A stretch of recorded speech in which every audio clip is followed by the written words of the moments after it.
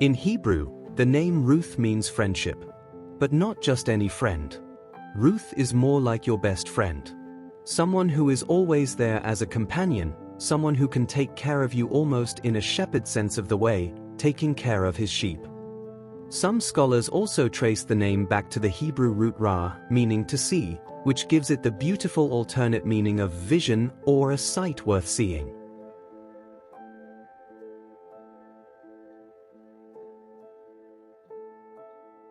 In Ruth 2 verse 7 we read a passage where Ruth asks the following, "Please let me glean, and gather among the sheaves behind the reapers."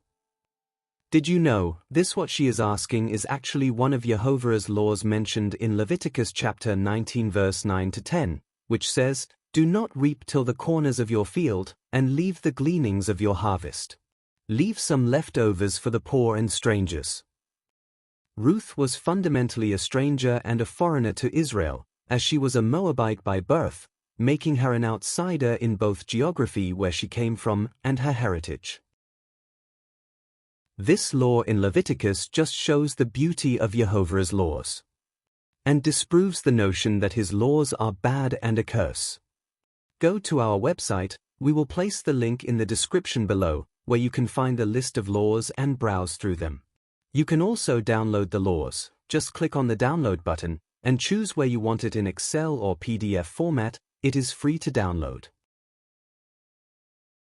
When it comes to the topic of the laws in the Bible, it becomes one of the most debated topics out there. Most believe the laws are not valid anymore, but even that statement would be a lie, as those same people would say yes, the 10 Commandments still count. But then in the same breath, they would argue the 4th commandment, keeping the Sabbath, is up to each person's own discretion. Most even think the laws of tithing still count, but they change how and when you should tithe.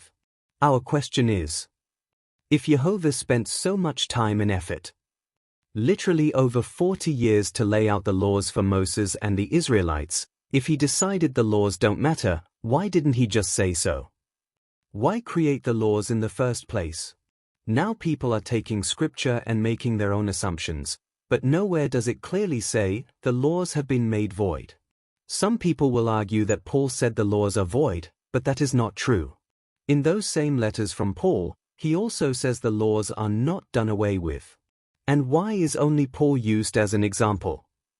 What about the other disciples and apostles? Even Yeshua clearly stated in Matthew 5 verse 17, "Do not think that I have come to abolish the law or the prophets. I have not come to abolish them but to fulfill them."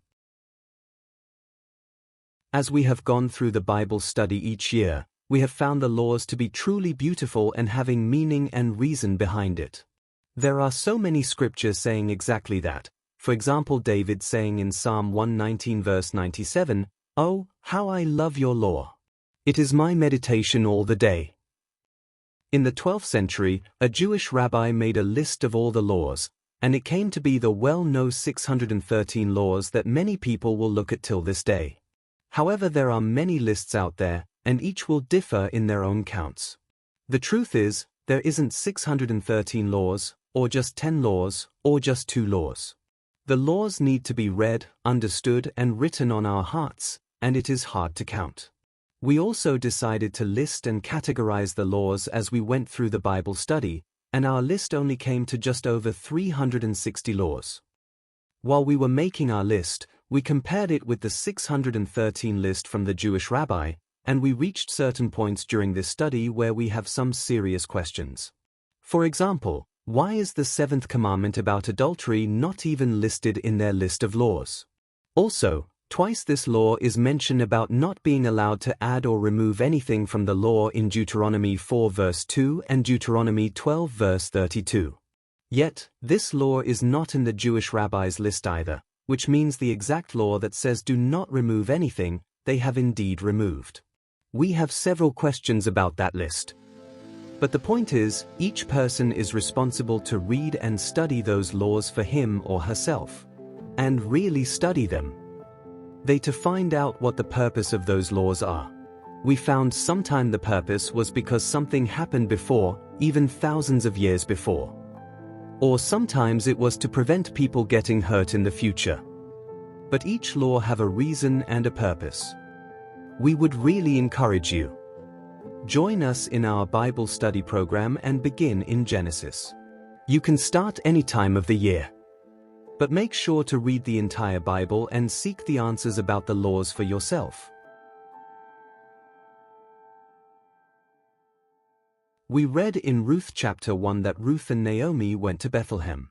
In our studies we looked at the name Bethlehem, as this is the prophesied birthplace of Yeshua the Messiah and the ancestral hometown of King David. The Hebrew Strong's number for the word Bethlehem is H1035.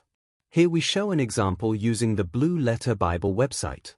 You can see this Hebrew word is actually made up of two words. Strong's H1004 for the word Beth and Strong's H3899 for the word Lechem. The general meaning given in English is that Bethlehem means house of bread, but that is a very general description and not 100% accurate. As Hebrew doesn't give specific words like we do in English, but rather descriptive words. So we can see here, for example, that house could also be a household and family. Lechem is bread, but also means food or even meat, in the sense of provision. So in a broader sense, Bethlehem means a household where you receive provision.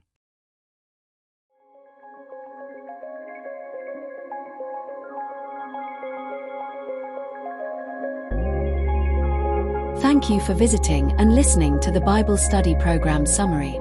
There are a whole lot of gems in our Read the Bible in 1 year program. You can join the program any time of the year. To receive the mails for this program, we will leave the link to email subscription in the description below. Please like this video if you found it interesting, and please subscribe to our channel so more people can receive some daily Bible gems.